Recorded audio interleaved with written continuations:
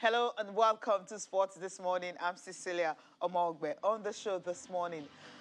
Okay, a very good news coming from Victor Osimhen, the top striker for the Super Eagles of Nigeria. He will be fit, not just fit, but 100% ready for AFCON 2021 in 2022, which will be in Cameroon.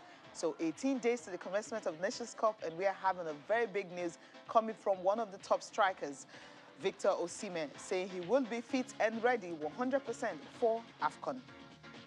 Also on the show, we have the winners from the Lagos FA Cup. It was Vandrezzer who won for the men, and FC Robo winning for the women. For Vandrezzer, it took the heroics of Olalekan Abdusalam at 79th minute before they could get a goal against box to box. It ended a lone goal. And for FC Robo, they beat Talent 99 by 4 goals to nothing. And Mother Git, of course, starting the scoring in that one. Also in the program, the Suns were just too much for the Lakers. They eclipsed the Lakers by 108 and 90, despite the fact that LeBron James had 34 points. But Devin Booker, of course, was the star of the show because he helped his team to that victory. So the Suns was just too hot for the Lakers. All right, I will not be starting this segment alone. Well, Demola will be joining me from the beginning of the program. Demola, how are you doing? Good morning, Cici. Good to be here this morning and doing the show with you. Good morning. Good morning. Let me start off with the NBA. I'll start with all the other results that were played before we look at the star game for today, which is the Suns and the Lakers. 6 matches were played early hours of this morning, and starting with the game between the Heat and the Pacers. 125 and 96 ended. The Indiana Pacers, their starting five combined for just 46 points. Now you know why they lost. The Pacers were not helped by an injury to Malcolm Brogdon, who was actually forced off after 8 minutes. The game between the Knicks and the Pistons ended in favor of New York Knicks, 105-91. Julius Randle having 21 points and 11 rebounds. Also, the game between the New Orleans Pelicans and Portland Trail Blazers, it was Damian Lillard who got 39 points for them. But that just wasn't enough. He also had 6 3-pointers. But then the Blazers went down to New Orleans Pelicans, 111-97. Brandon Ingram finished with 28 points, 8 rebounds, and 8 assists. The Dallas Mavericks and the Timberwolves, that game ended 114-97. Jalen Brunson had to step up because Luka Doncic was absent. He had 28 points in that game, including 3 3-pointers. And of course, Minnesota Timberwolves, Karl Anthony Towns scored 26 points with 12 rebounds and 6 assists for the Wolves. That was just not enough for them because Jalen Brunson had to step up for the Dallas Mavericks. And of course, the star game for today is a game between the Lakers and the Phoenix Suns. The Phoenix Suns winning 108-90 against the Lakers. And LeBron James hurt his ankle in that one, but played on. But then the Lakers were humbled by Phoenix Suns. We know how informed that team is particularly. All right, let's take a look at that star game for today, talking about the Lakers and the Suns. Now for you, Demola, you know, we've been talking about the Lakers and what they've done at this season.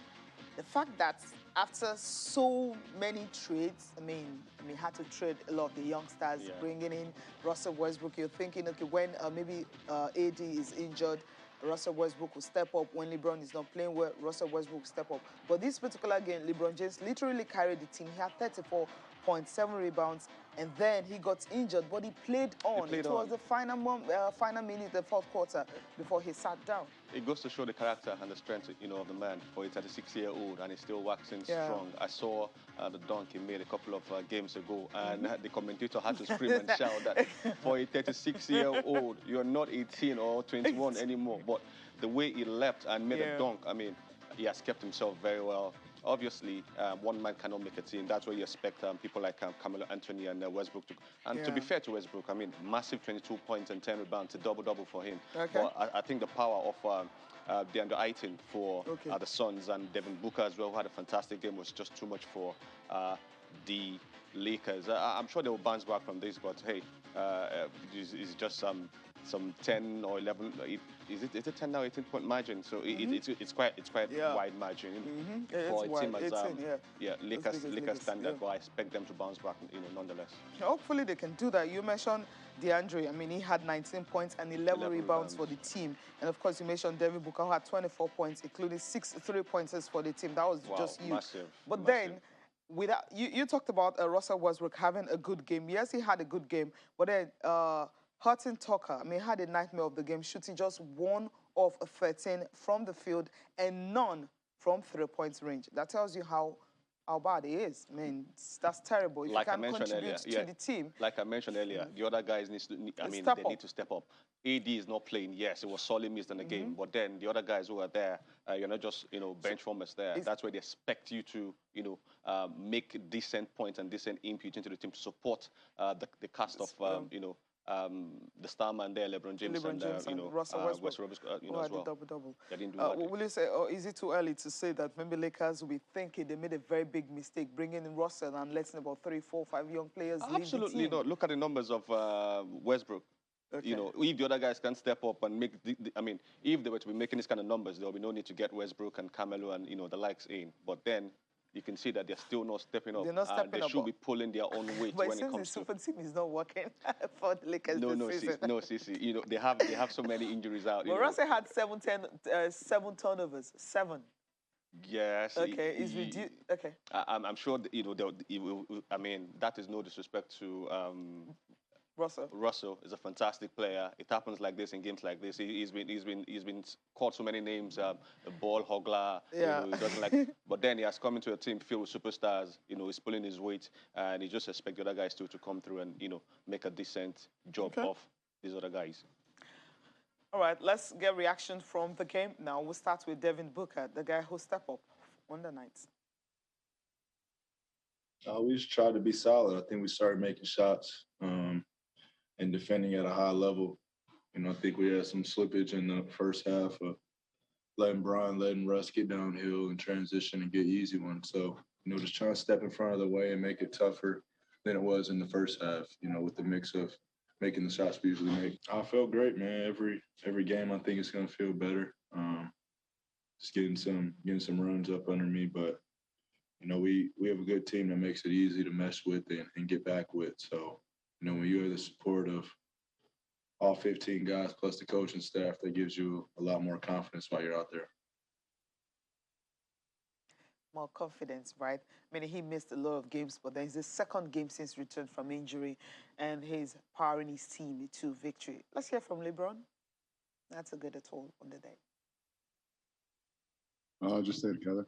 Stay together. Obviously, we know we're in a rough patch right now with guys coming back from injury, guys in and out of protocol, guys that's injured. So just stay together until we come whole. We're close to whole as possible. Obviously, we got a lot of guys out right now, but I loved our fight. I thought we had a good fight tonight. We just couldn't make enough plays. I thought we had good moments, and we didn't have good moments at times. I thought we had some really good moments in the first half. We had some good moments in the second half as well. But when you hit a lull like that, I think they came out on a 7-0 run to start the quarter. We was able to get back into the game, and then we allowed to step away again. So obviously, they are at full strength, and we're not. So it's hard to see where we are as a team. But I think, there's points of the game I thought we played some good basketball, and there was points where we didn't. Yeah, not at full strength. That also affected the team. Maybe if AD has played, maybe they could have won that game. But with the form that the Suns are currently now, if you check it out, you discover that this team is a team that is hard to beat. I mean, they won 6 in their last 7 or 5 in their last 7. So they've been fantastic. They've won 4 in a row now. So Suns is a team they've been difficult to beat. They've been really, really fantastic. And their record 25-5 this season. Good basketball, and when you have such players as Devin Booker and DeAndre Ayton, even though he's been, out injured, with hamstring injury, he's back on and playing like he never left. They're, going to be on a roll going forward. It's a tough team to beat, no doubt, but hey, good game of basketball nonetheless. Yeah, good game of basketball. Totally enjoyed that. From Suns, 25-5. That's remarkable. You remember they started 1-3, beginning of the season, winning 1 and losing 3 in the first 4 games. But But now, 6 in the last 7 and 4 in a row. Suns really was streaking. Yep. We leave the NBA. Before we leave the NBA, we just take a look at the top performers. We have just 2. Damian Lillard, there was no Dame time for him at all. All these numbers were wasted, 39, 2, and 7, because the Portland Trail Blazers lost their game to the Pelicans, 111 and 97. And James himself also, all his efforts, 34, 7, and 2 wasted because his team also lost. Unfortunately, the top performers we have today, they were all on the losing side. How ironic that is. Yeah, it's ironic. So we're leaving the NBA and quickly go to the tennis court. The Australian Open is going to be in January, and there are indications that some top players will not be there. But before, some top players will not be there because the COVID-19 is wreaking havoc, yeah? I don't even know how to put that because it's becoming more and more difficult. First it was Rafael Nadal, and now Belinda Bencic, she has tested positive to the virus, and she says she's having severe symptoms. So the possibility that this lady here may not be at the Australian Open. If she wasn't having severe symptoms, yes, you can say fine. But she has admitted that she's vaccinated. She's got the booster and everything. So she's ready, she's good. But she went to Abu Dhabi at the tournament last week, and then she came back home. She tested positive for COVID-19. And she's having severe symptoms from fever to chest pain, to chills and everything. That's really hard to explain, you know, because if it were to be a case where she hasn't been vaccinated, you see, and she hasn't, gotten a booster as well, you say, okay, maybe because, but now this is someone who has, been vaccinated, has gotten a booster, and yet, suffering severe, symptoms, as it were. I hope that he can make it back in time. Nadal is, is really talking tough that he's hoping to still make it down there, and other guys are saying that they trust that Nadal, will do all that is possible to be, at the Australian Open, being the first Grand Slam of the new year. So I don't know. Kobe just has to go and let sports just want to enjoy it. I'm telling you, Sissy, it's been long overdue. This is just scientists are really trying. I think they can really see what they can do to the vaccine and just get something that we'll leave that and talking about the fact that Rafael Nadal is confident that he may be there. Someone is more confident than him. Talking about the Australian Open tournament director, Greg Tiley, he's been talking about the fact that he hopes Rafael Nadal will play in Melbourne. Rafael Nadal, as I mentioned earlier, tested positive for COVID-19. But for Novak Djokovic, he's not too confident that the king of Melbourne will be there because, yes, Nadal caught the virus at the exhibition in Abu Dhabi, but for Novak Djokovic, he has refused to actually disclose whether he's vaccinated or not, citing privacy, and of course, he didn't want to confirm whether he's going to play or not. But the uncertainty is the fact that Djokovic may not be there, but Rafael Nadal may be there if he gets better. Of course, the rules he will have to follow. Now, Djokovic has won the Australian Open 9 times. He's bidding to have his 21st Grand Slam title. Also, see if he can win, the Australian Open for the 10th time. But coming from the tournament director, he's not sure if Djokovic will be there, but he's sure that Rafael Nadal will participate. I'm confident everyone will be here, but I'll say that, and if you use that against me in 10 days' time because someone got tested positive, the variant has added a whole different dimension of certainty. I haven't spoken directly to Rafa. I sent him a note, but I've spoken to his team, and they are, it's disappointing that he's disappointed. He came back from an exhibition in Abu Dhabi, that he tested positive. He thinks he may have got it at the airport, but he will, when was that? Like 17th, 18th of December, so 10 days. He's still got 2 weeks before the event. If Novak shows up at the Australian Open, he'll either be vaccinated or he'll have a medical exemption. Now, his choice on his medical condition is his choice to keep personal and private, like all of us would do with any condition we may or may not have. So we are not going to force him or ask him to disclose that. Everyone needs to know that the condition of entry would be those 2 requirements, and it's rigorous. It's not that straightforward. Players that are testing positive now, as you read this morning, Rafa from last Saturday, they will complete a period of time when they're not and become no longer infectious, when they're shedding the virus, and then they will be fine. So getting positive now is actually probably, if you're going to get positive, a good thing. Never getting positive is a good thing, but if it's going to be a situation where you want to play the Australian Open, your timing would be now. Simple and straightforward. So those vaccinated, or if they're not, but they must come with medical exemption. That's the only way they can be in Australia. Both staff and players, all of them have to be vaccinated or have medical reports to state the reason why they can't be vaccinated. Novak Djokovic hasn't revealed his own at all. He's citing, well, it's just his private matters. I mean, Sisi, if all the big stars are not there, then where's the fun in tennis? Serena Williams is not going. It's obvious. Roger Federer, of course, is not there. He's not there. Rafael Nadal is a doubt. And then Novak Djokovic. I mean, he's one of the top draws there, and now he wouldn't disclose. You know, if he has taken it, I'm sure he will say, yes, I have. You think he hasn't? Of course, he hasn't. If he has, he will declare. So if he has, he will declare, you know, but, I mean, and they don't want to press anybody to, you know, disclose their, you know, we don't know if he has pre-medical, you know, conditions and whatnot, but it would be nice if all those big stars are there, give the fans, which we're hoping will be there, value for money. And, of course, he's gone in for those records as well. That will be played at the back of his mind. And fair to him, if he doesn't have any symptoms or any virus whatsoever, I'm sure he'll be there, you know, to make sure that record-breaking. Okay, we'll see if he can get vaccinated within the next 2 weeks or something. Well, obviously, we want to see him break that record, all-time Grand Slam winning. Well, I don't know what he's going to do. We still got 2 weeks or more than that. More than up to him. Yeah, we still got about 2 weeks more than that to the Australian Open. We'll leave in tennis and talk about hockey. Yes, in Nigeria. I mean, most people don't really follow hockey, especially in Nigeria, because we don't have a league. They can say a week in, week out, they're playing like the volleyball, it's a lovely the handball. Game. I love yes, hockey, it's a lovely, you know? it's a lovely game. But then when you don't have the league, you follow every week. We follow the handball, we follow the volleyball. True. We used to follow the basketball until well. Whatever happens. But these are some of the sports we follow regularly. But then for hockey, I mean, Nigeria team will be taking part in the Nations Cup. Ghana hosting it starting January 17th and end 23rd. But in this particular one, we have a 60-man list that have been invited to camp, men and women, because the coaching crew also included. And then they camp in Abuja. And the news is that they'll be hoping to improve their standing globally when they attend this particular edition. For the men, it's going to be the 11th edition. For the women, is the 8th edition of the Nations Cup. Yes, they had a good outing the last time it ended.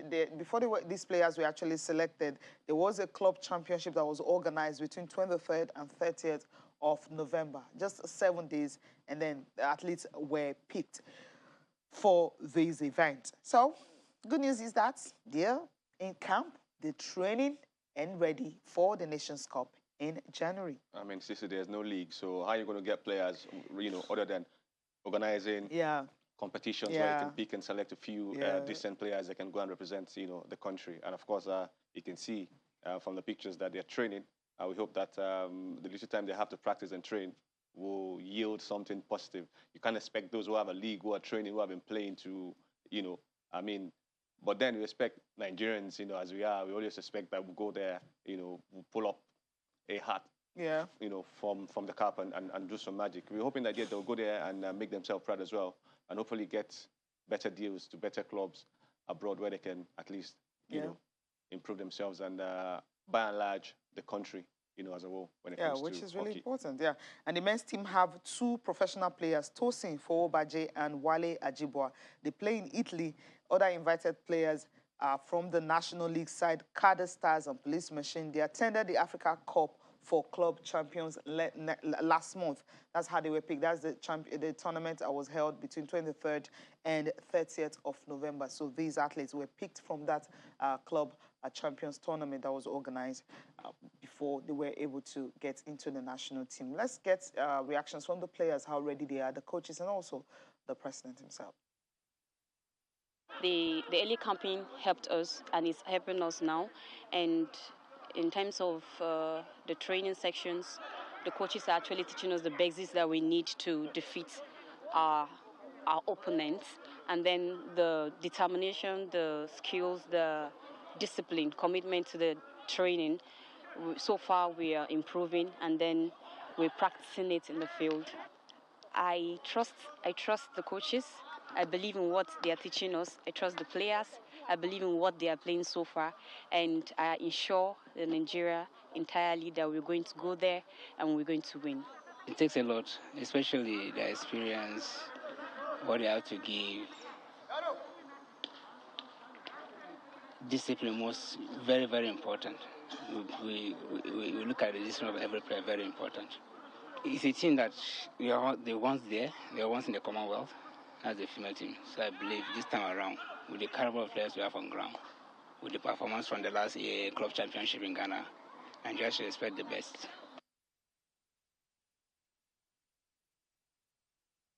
We need to go on a break. When we come back, of course, we'll still be taking reactions from the hockey team.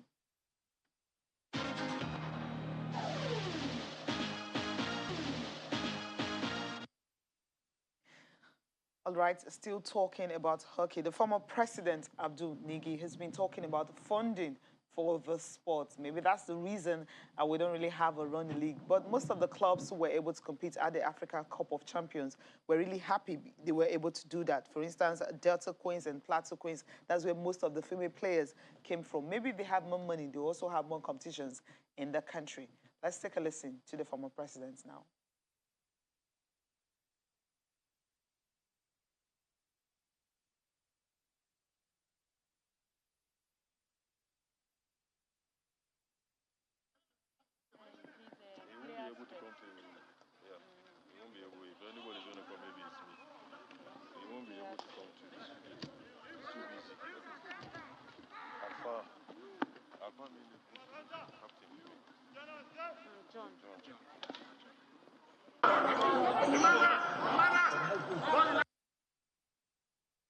What I also saw at the last African Club Championship in Ghana, where we secured silver from the female and then bronze in the gold, bronze from the male. This is not even reported in the mainstream of the national media, and that is to say, this is the kind of problems sports like this are facing.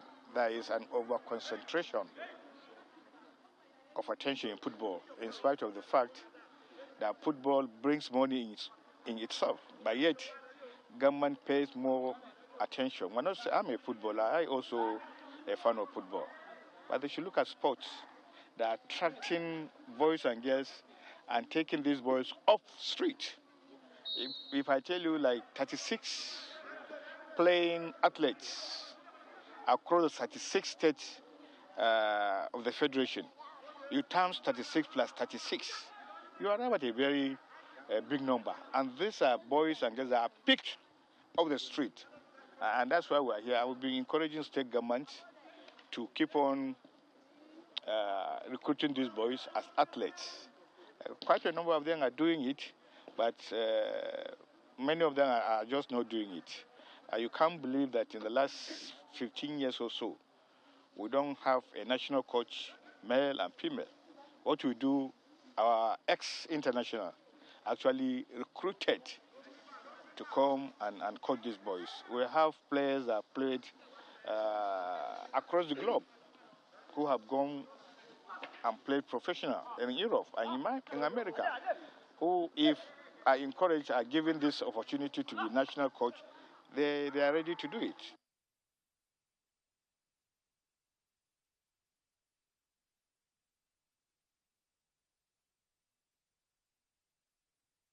There is so much to do when we have money to actually invest in sports in Nigeria. There's so many sports to invest in. If you can pick up hockey, that would be a good one for those playing the game. We live in hockey and quickly touch down on the Women's League. Match day 3 will take center stage across the country today, and FC Robo will be home this time around to see if they can bounce back from the loss they suffered when they traveled to Port Harcourt, Rivers State, where they faced Rivers Angels. That game ended 1-0 in favor, of course, of the host state. Okay, starting with match day 3 from the Nigerian Women's Football League Premiership. And in Group A, Nasarawa Maisons will be up against Oshun Babes. Confluence Queens and Edo Queens will also be in action. The Niger Rattles and Adamawa Queens will also be in action in Group A. For Niger Rattles to be their third game, the first game they won in Abuja. Second, they went to Edo to draw. They came from 2 goals down to draw that game 2-all. Wow. And they went home with a point. And now they are home to Adamawa, who lost at home. Not really home, because they have... they had to play in another ground, Gombe, because they can't play at home because of their stadium. They lost to Edo Queens, and now they'll be in Abuja against Niger Rattles. Group B will be having Royal Queens and Rivers Angels. Rivers Angels going back to Delta State again, where they pick up a point. It was goalless against Delta Queens. But this time around, they might fancy a win in Delta when they face Royal Queens, who we know, when it comes to women's football, they're new and they gained promotion last season. So this is their second season in the league. For FC Robo, they will be welcoming Bayelsa Queens. Okay, that's going to be a tough one for FC Robo Queens, who played, by the way, yesterday, the FA Cup. They are the winners of the FA Cup, and most of their top stars actually played in that game. Monday Gift played, Taiwo Lawal played, their top stars played in that game, and they will be in action today. But I don't know what they wanted the game to move to Thursday, but there are no news yet to see if that game will move to Thursday. But that game, obviously, from all indication, may just be holding today. Delta Queens and Sunshine Queens will also be in action. I hope the games can be postponed for them, because it's only fair. Even FIFA statutes dictate that at least players must have 72 48 hours before the next game. You don't expect them to play yesterday and then expect same players. You know, I don't know if they have players on the bench that can come through for them in situations like this, but it's obviously going to be very, very tough. And I hope that for their sakes, this game can be moved to a further date where, you know, the players will have been rested and can give their all on the pitch. Okay, we'll see what they can do on the day. But from all indication, well, we know that their game is 4 p.m. today against Bayelsa Queens, who are already in town. All right, move away from the Nigerian Women's Football League and talk about the Lagos FA Cup winners. We have one of the winners that will be joining us on the program via Zoom. But is Vendrezzer that will be joining us, the media officer of Vandrezzer FC. They won by just a lone goal. So box to box. The name is really a very, very funny name, because they boxed them around before they were able to get their goal 79th minute. It was a tough one for them. Olalekan Abdusalam got them that goal in the 79th minute. And you can see what it meant to all the players celebrating and rejoicing, winning the Lagos FA Cup. So it simply means they will be able to participate in the AFCON Cup. We'll see how far they will go in that one. That was the goal right there. You know, beauty and, of course, worthy of a winning goal. George Essien will be joining us now to talk about this, how hard it was for them to beat box to box in the final of the Lagos FA Cup. George, good morning. Good morning, Cecilia. Good morning, Nigeria. We are champions of Lagos. You know, easy. At all, it wasn't easy. It wasn't easy at all yesterday. But it was worth it, right? It was worth it. It was definitely worth it. And the guys definitely deserved it, no doubt. They worked very hard, from the management to the players. They said, well, the best Christmas gift right now is to give the club president a trophy. Don't forget, we came to Lagos this year and we're claiming 1 trophy. So maybe it might just be 1 trophy a year, and then, 2, 3 like that. Before you know, the trophy cabinet builds. But in 2 years of existence, we have a trophy. It's not bad at all. Not bad at all.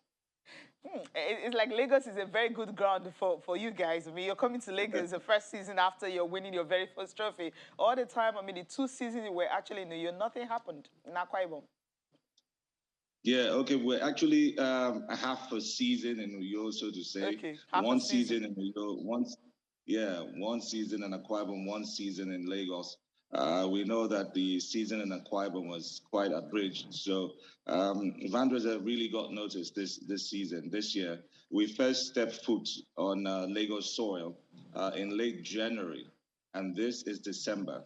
So you can imagine, all the excitement that we're feeling right now. Yesterday was a very celebratory time for all of us. You talked about, getting that goal in the 79th minute. For many who saw that game, it showed that box to box, they were also getting to the final for the very first time. So they also, they needed it. They had lots of supporters, a team that was more grounded, you'd say, than Vandrezzer FC in terms of, having supporters in Lagos. They were hoping to take advantage of that. We saw some very crazy play. In fact, one of our players, Xavier Isaac, was knocked unconscious at some point. But somehow, I think just we're serving a living God. Somehow, the life just came back in him, and we're very thankful for that one. And he went on to become the man of the match. That shows determination. That shows zeal. That shows coordination. That shows, of course, the desperation to get a trophy. And this is a good desperation indeed. I could say it over and over again. Vandrezzer FC, for the critics, and not just now, and not just a branding club. Now you can say, and everyone can say, that Vandrezzer FC knows how to play football on the pitch, and we've done that all through this campaign leading up to winning the title. It's not easy to win the Lagos FA Cup title. Over 80 teams entered for this tournament, and we won it.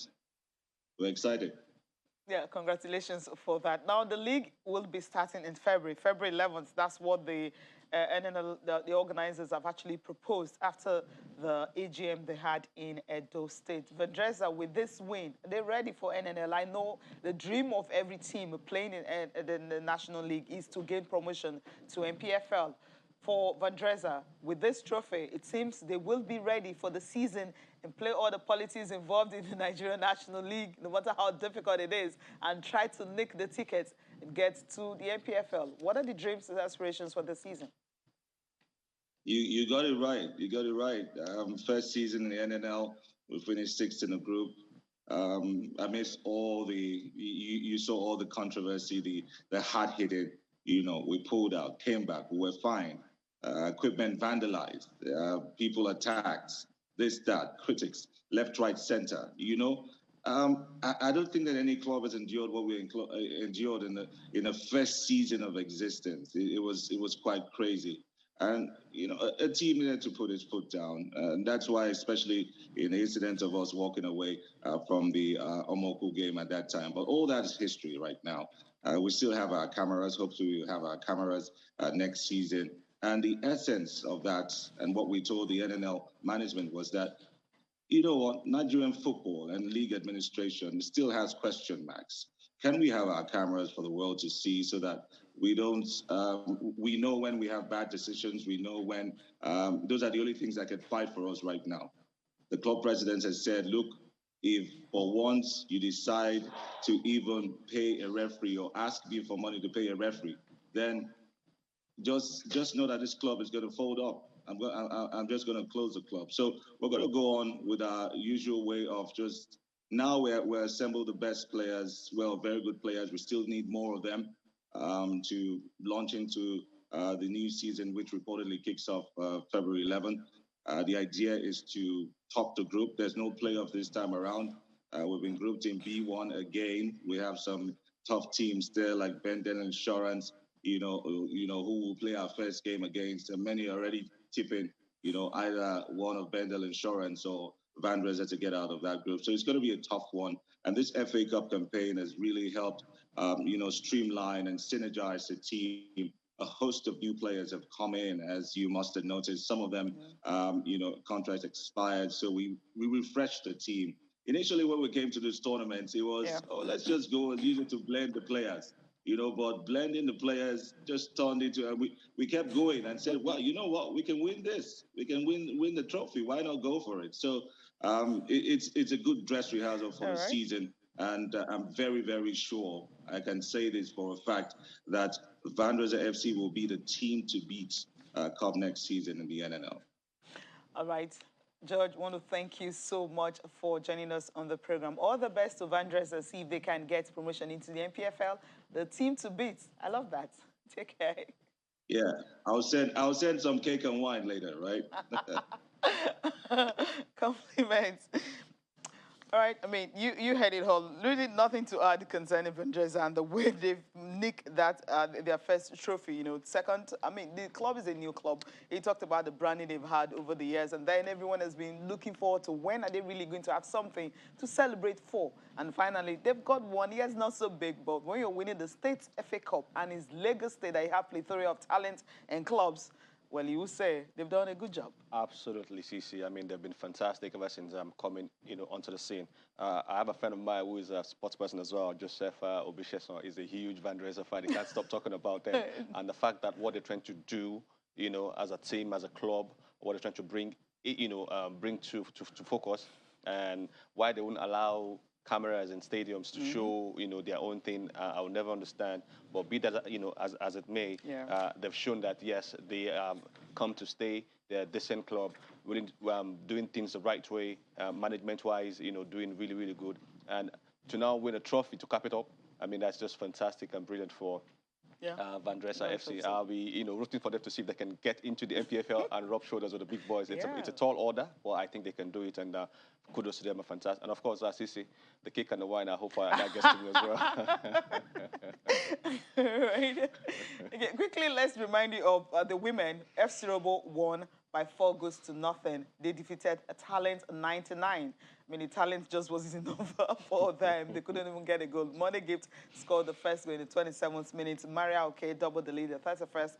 And Folashade Ijamilisi added another one, 35th. And by 69th minute, Lawat Howell, consolidated. It ended 4-0. So FC Robo are also champions of the Lagos FA Cup for the women. Okay, now count down to AFCON 2021 in 2022. It's 18 days to go to the Nations Cup. And we've heard from Cameroonian president, we've heard from CAF president Monsepe, all of them say it's going to go ahead. There is no postponement at all. And so teams are still preparing. Now, our focus today will be on Egypt and Guinea-Bissau. For Egypt, of course, the Pharaohs, we know they're the most dominant team when it comes to the Nations Cup. Well, they ranked 45th in the world presently. They featured 25 times. And now you know why they've won it more. I mean, the highest numbers. They've hosted the tournament 5 times. I mean, in 1959, 1974, 1986, 2006, and 2009. They're also the most successful team, having won it 7 times. In 1957, they won it. 59, they won it when they hosted. In 86, they won it. In 1998, they won it. 86, they hosted, and they also won. 2006, they hosted, they won. 2008, they hosted, couldn't win. And 2010, which is the last time they won. That's the last time they won their 7th title. Okay, now, Egypt is the only side to win the title 3 consecutive times from 2008 to 2010. They won it 3 times. And after that, they have won it. And if you remember their top stars, yes, the most decorated players in history, 2 of them, talking about Ahmed Hassan and, of course, Al-Hadri, are the most decorated players in the history, winning titles 4 times, each in 98, 2006, 2008, and 2010. Now, the Egyptian, led by Mo Salah at this time around, will they be able to win a tournament in Cameroon this year? There's no gainsaying that the Egyptians, the Pharaohs, are, as they're called, one of the best sides when it comes to football in Africa. And it is no joke that they've won it 7 times. The only team to have won it 3 times in a row. And right now they have one of the hottest prospects in world football in Mo Salah. He has a good supporting system, supporting cast as well. Of course, football in Africa has developed in leap and bounds. If you have to win teams, you have to earn it. We saw what the likes of CEL Detours in Lagos and the other guys, Cape Verde as well. They are no minnows again. But of course, when you expect players who are playing professionally in top clubs in Europe, Mo Salah, our own Victor Osimhen as well, I have to throw that one in as well. Because, yes, I mean, we have fantastic talent. Sadio Mane, Nicolas Pepe, all over, Europe doing fantastic. So, of course, AFCON is going to hold whatever it is the naysayers are saying. It is our own year, and we have to support it. And yes, we hope that Nigeria, with all that we are going through right now, as it concerns football, that they can bring it up. It's a tall order, but I think, yes, we have the players, to do that, and it's going to be a fantastic competition, no doubt. Obviously, we can't wait what's going to happen in that, because everyone, I mean, I'm one of those that's thinking that if Mo Salah, Egypt can win the Nations Cup, and then maybe Liverpool went ahead to win the Champions League, we might just have a Ballon d'Or, an African. I'm waiting for that to happen. Samuel Eto'o couldn't do it. Maybe Mo Salah might just be the boy that would do it, the man that would do it for Africa. Okay, we'll go straight to Guinea-Bissau, another team. Well, this time around, they're not, just one of those when you talked about minnows in football, yes. So these are some of the teams you look at, and you can say, yes, Guinea-Bissau is one of those teams, wild dogs. That's their name. We'll see how wild they will be. They featured just 3 times in the competition, and they're ranked 106 in the world. Yes, that's Guinea-Bissau. So we'll end it there. Yeah, we'll end it there. Let's hope that they can bring their wild dog, as the name suggests. They can bring that to the, to the fore when it comes to the Nations Cup in Africa. Yeah, quickly before we go on a break, the top star that we've been talking about, Victor Osimhen. Now, when Victor Osimhen got injured, prayers were out. I mean, people started praying. What's going to happen? I mean, we're like, a miracle should happen. And of course, it did. We talked about the fact that he's young. Younger players recover quickly, and that's happened. And Victor Osimhen posted, on his social media yesterday and said, look, I'm 100% fit, except I'm not picked. That's when I will not go to AFCON. So he's ready to represent Nigeria. And then stories started flying. And look, he's going to play for Juventus. He's going to play against Juventus January 6th. I remember saying here on this show, and you and Tayo laughed when I said, I think this guy is going to. I mean, you could see that when this guy come to play for Nigeria, Osimhen, that is, so he leaves everything on the pitch. And I said it here that fracture or not, if that guy heals up in time, he's going to want to be there. I mean, he has been a record scorer, during the qualifiers. He has put in a yeoman's job. He's a fantastic talent, and he wouldn't want to, be outdone or outshone when it comes to AFCON. After qualifying the nation, exactly, he won't be there. He wants to be there and show what he's capable of. And I really think that he deserves to be there. He's going to be there. Yes, his doctors are saying that he's a bit too early. He should take caution and all that. But the Nigerian fire, Nigerian spirit, Osimhen, he will want to be there. I don't think they should deny him that as well. Yeah, because, yes, we know he was going to recover. What I was saying then was that they shouldn't rush him into playing a major tournament like that, because we know how physical the African Cup of Nations is. So if he starts playing for his club before the Nations Cup, he's fine. He can play for Nigeria. But if his first game is going to be for Nigeria at the Nations Cup... He is even saying he wants to play tonight for Napoli. That's what he was saying. So I think he should rest. And there's a journalist really running, pumping and everything, but he needs to rest, relax, and then get himself fully back and be ready for the Nations Cup. So 100% Victor Osimhen will be in Cameroon. We need to go on a short break. When we come back, we'll be talking about Arsenal, how they were able to beat Sunderland 5-1. And one player who hasn't been playing regularly in the league was the one who got the hat-trick for the Gunners.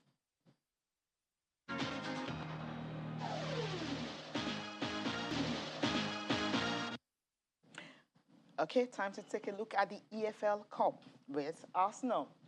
I mean, they haven't considered a goal, right? They just considered the first goal. Yesterday. Yes. After scoring about 15, thereabout. Yes, and what remarkable. What a run Arsenal have been in, despite the fact that early stages of the season lost 3 in a row. But right now, they're looking good. Nketiah, scoring a hat-trick in this one. Fantastic. And then the 18-year-old who came on as a substitute also. Yeah, an Arsenal Academy, fantastic. See, there's so much I've been talking about this young man in the academy. Some are saying that he's one of the best things that has ever happened to Arsenal Academy. And to finally get his debut yesterday and capping up, I mean, these are stories, written in fairy tales for the young man, and his dreams came through yesterday, scoring that goal, in his debut for Arsenal. I mean, what a performance by the Gunners, and particularly for Arteta, fantastic performance. Nketiah as well, I'm sure he wouldn't mind sharing the spotlight with the young man who came on for his debut, a hat-trick for his first senior hat-trick for Arsenal as well. Fantastic display for Arsenal, even though Sunderland trying to make a meal of it. They huffed and puffed in the first half, trying to make something happen, and they got a goal as well. Well deserved, fantastic goal by Broadhead. I think he's on loan from Everton. Fantastic player. There's a certain Elliot Emberton as well. Fantastic display by the young man. But hey, the firepower of Arsenal the attacking threat, the possess. That man, Nicolas Pepe, I mean, he showed them Pepe yesterday. He was on the score sheet and also got an assist. He assisted in Ketia in his, did. I mean, two assists. Yes, two assists. Two assists on the The goal. assist, Charlie Patino. Also, he got the assist for Charlie too. Yeah, great one. Well, there are more games today that will be played in the quarterfinals. So for Arsenal, they're through to the semi-finals of the EFL Cup. The games for today were Brentford and Chelsea will be in action. Liverpool and Leicester will also be in action. Tottenham and West Ham, another game to look forward to today. But Chelsea and Liverpool and Tottenham are all complaining. The fixtures are just too much for them. These are some of the clubs that were rooting for postponement of the league. I mean, just pause the league and then let them deal with the cases they have in camp, and then you continue. But, well, Premier League says, no, we cannot. But for EFL Cup, the good news is the replay has been cancelled, so you have to win your game and move straight to the semi-finals. They know that at this time of the year, the games pile up thick and fast. But the thing now is the Omicron variant that is devastating and, running riot in the squad. Particularly for Chelsea, they have 7 players out now with COVID, Lukaku being one of them as well. And Conte, luckily for him, he has all his players back. He's even still trying to see if UEFA can overturn their Europa Conference League match, that if he's going to go out, he wants to go out on a pitch of play and not by UEFA deciding that they won't play. You should forget it. There's no space. But I really do think that UEFA should have acceded to their request, because they were even willing to travel down to France to go and have the game played. Now, seeing Conte being the man that he is, he wants to go out on the field of play on his own terms and not on the... But fantastic, lineup coming up later on today. It's going to be interesting. Brentford, versus Chelsea. I heard that Brentford coach talking a while ago. I think he has a couple of players still out. Also out, because of COVID. Chelsea also out. Chelsea are more affected because they have over 7 players. But I think they have a bigger squad to cope with all this. They can cope with it. Let's listen to Antonio Conte, Thomas Tuchel, talking about the fact that he's really disappointed with his depleted squad and the fact that they are going to play a game without having his top players. I don't have a solution for the whole league. I don't have a solution for the schedule with UEFA, with FIFA, with World Cup, with whatever is coming, with Nations League after the season. I don't know. Maybe it would have just delayed the problem. And I think nobody could be sure that if we delay it now or if we make a pause now for 10 days, that we don't have the same problem in 3 weeks again. I think there are some clubs who suffer a lot. We suffer very much in the moment. Yeah, not really happy. Now, Conte, of course, is another coach that's really not happy. Well, he has accepted the decision. He doesn't have a choice. Just have to play. This decision is not fair. Also because all the world know that we are facing a big problem like COVID. And we didn't play, not for our fault, but because we had many players with COVID, and the government decided to stop our training session, to stop our training center. Yeah, it's clearly not a happy man. All right, let's take a look at the papers this morning and sporting Complete Sports. That's where I'm starting from. Complete Sport here. There's Osimhen. I will be at AFCON with Nigeria if. The if is if I'm picked, not if he's fit. Because him, he says he's 100% ready to feature for Nigeria. Eguavoin contacts Osimhen, won't treat egos like kids. Interesting. Treat them trying like to lay men. down a marker, and Osimhen with his fine nose mask, face mask rather, especially built for him. Hopefully, he will heal up fast. Mask man. Yeah. Chukwueze makes a first La Liga start this season. Super Eagles to open camp in Abuja. That's what they're saying. I read that they would have preferred to be in Rio, but then it's going to be in Abuja. The minister is saying one thing, the NFF president is saying one thing. We are in Rio, we are in Abuja. Whatever the case, camp will be opening soon. Let them get the training on. AFCON kicks off in less than 20 days, 18 days. 18 days. And let them go there and do us proud. That's just it. Go there and do us proud. Wherever you want to camp, really don't care. Maybe they camp, it's Cameroon here, so there's no there's no big deal at Yeah, all. yeah. But the news is they will be having a press conference today concerning AFCON, so everything will be ironed out. Fantastic. So at the end of today, we will know what's going to happen in AFCON. Sporting Life will be next here, and Sporting Life here, you have we are set to grab Nigeria's job. This story is still not going away as technical advisor. He sends in written CV, worked in Africa before, assistant to Jose Mourinho and Inter Milan, and Real Madrid and Chelsea. I mean, if we're able to get him, it will be big and huge, but I think getting him will be for the World Cup, not AFCON. Yeah. Maybe. He might come overseas, be in the background and see what's happening. He doesn't need to be there. We don't want any distraction. We've got 9 technical crew, big. So let them just go. And then when you have this man, he prepared the country for the World Cup. Well, he comes in highly recommended by Jose Mourinho. His CV speaks volumes, but can he do the work?